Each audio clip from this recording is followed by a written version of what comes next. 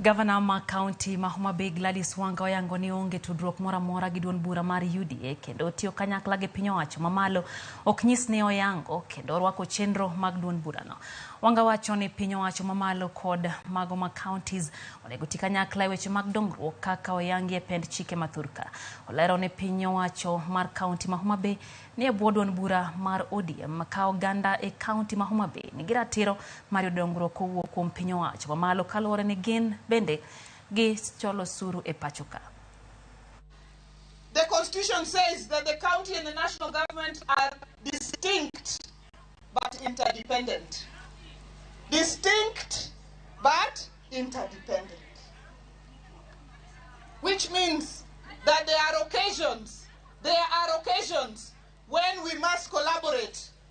But we don't collaborate as if one is inferior to the other.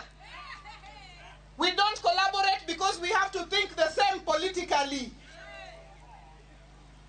We can differ politically, and indeed, the county government of Homa Bay is ODM, the national government is UDA, but we collaborate as equal partners in development of our people. And nobody should come and say, Wanga, for you to get anything from the national, you must join UDA. Never. Never.